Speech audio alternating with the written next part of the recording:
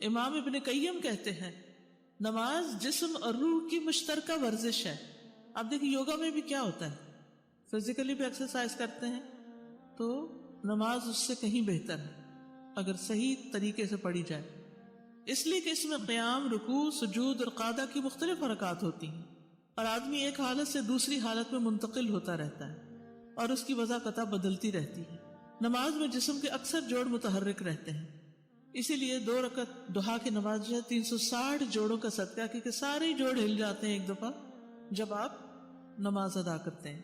اس کے ساتھ ساتھ اکثر باطنی اعضاء جیسے معدہ، آنتیں، آلات تنفس اور غذا بھی ورزش کر رہے ہوتے ہیں، یعنی جو پیٹ میں غذا ہوتی ہے. یعنی جب آپ نماز پڑھتے ہیں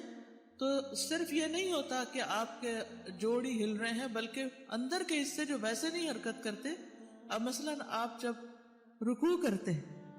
اور رکوع کے بعد سجدہ کرتے ہیں تو یوں لگتا ہے نا ہر چیز الٹ گئی،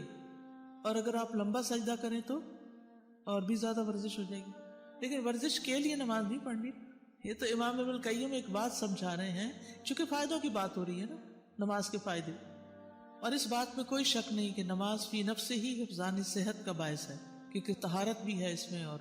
صحت، ایمان کی حفاظت اور دنیا اور آخرت کی سعادت کے علاوہ اس کی ادائیگی سے انسانی جسم کے فضلات ردیہ میں ٹاکسنز میں کمی آتی ہے، اور یہ چیز بدن کے لیے مفید ترین ہے. اسی طرح تہجد کی نماز حفظ صحت کے اسباب میں سے سب سے زیادہ نفع بخش ہے، یعنی ارلی رائزنگ جو ہے، اور کئی ایک دیرپا بیماریوں کو بہت زیادہ روکنے والی ہے، جسم، روح اور دل کے لیے بہت زیادہ نشاط دینے والی ہوتی ہے. یعنی اس وقت جو اٹھتا ہے آپ دیکھیں کہ وہ اٹھنے میں ہی ایک عجب خوشی ہوتی ہے،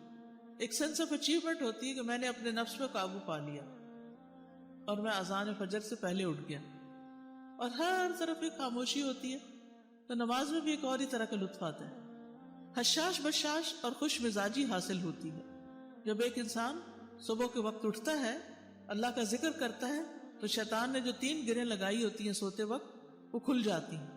جب اٹھ کے ذکر کرتا ہے تو ایک کھل جاتی ہے، جب وضو کرتا ہے تو دوسری، اور جب نماز پڑھتا ہے تو ساری گریں کھل جاتی ہیں. پھر وہ صبح کو حشاش بشاش خوش مزاج اٹھتا ہے، ورنہ اس کی صبح نفس کی خباثت اور سستی کے ساتھ ہوتی ہے.